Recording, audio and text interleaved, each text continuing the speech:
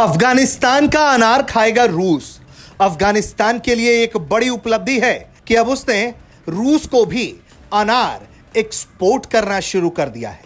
अफगानिस्तान की मौजूदा तालिबानी प्रशासन के लिए यह एक बड़ी कामयाबी है, क्योंकि अफगानिस्तान की एक निजी कंपनी ने कंदाहार के मशहूर अनारों का पहला निर्यात रूस के लिए शुरू कर दिया है, जो तुर्कमेनिस्तान के जरिए हेरात प्रांत के तुरघंडी बॉर्डर क्रॉसिंग से होकर गया। यह कदम पाकिस्तान के साथ बंद व्यापार के बाद एक बड़ा बदलाव माना जा रहा है।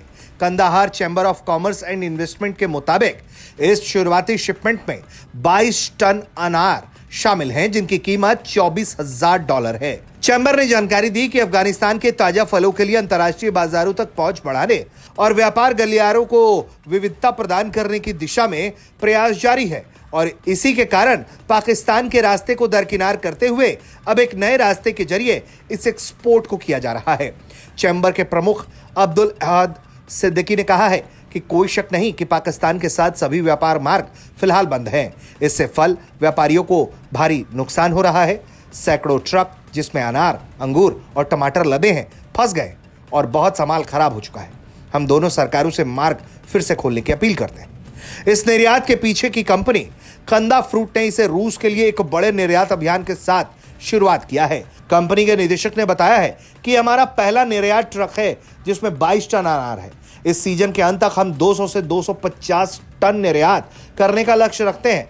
व्यापारियों का कहना है कि पाकिस्तान के साथ मार्ग बंद होने से अल्पकालिक नुकसान हुआ है, लेकिन इससे ईरान, तुर्कमेनिस्तान और मध्य एशिया के नए गलियारों की खोज को प्रोत्साहन मिला है। कंधार के व्यापारियों का मानना है कि रूस को निर्यात हमारे देश के लिए लाभकारी है। उन्हें पाकिस्तान के व्यापार मार्गों के लिए दीर्घकालिक विकल्प तलाशने चाहिए। व्यापारियों का मानना है कि कंदाहार प्रांत, जो दुनिया के बेहतरीन अनारों के लिए जाना जाता है, इस साल 2.7 लाख टन से अधिक उत्पादन की उम्मीद कर रहा है। लगातार बॉर्डर बाधाओं और सीमित कोल्ड स्टोरेज सुविधाओं के कारण किसानों में डर है कि बिना विश्वसनीय निर्यात मार्गों के उनका माल बर्बाद हो सकता है। तुरगंडी के जरिए यह कदम क्षेत्रीय व्यापार विविधीकरण की दिशा में महत्वपूर्ण माना जा रहा है, जो पाकिस्तान पर निर्भरता कम करेगा और रूस समेत अन्य बाजारों के लिए अफगान कृषि उत्पादों के नए रास्ते खोलेगा।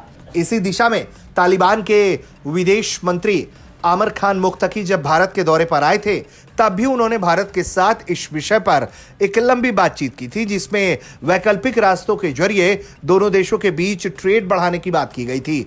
और तो और अमृतसर से काबुल की फ्लाइट उड़ान की भी बात पर सहमति बनी है, जिसे लेकर आने वाले दिनों में कोई और बड़ा ऐलान जल्द ही हो सकता है, जिसके जरिए दोनों देशों के बीच व्यापार आसान हो जाएगा।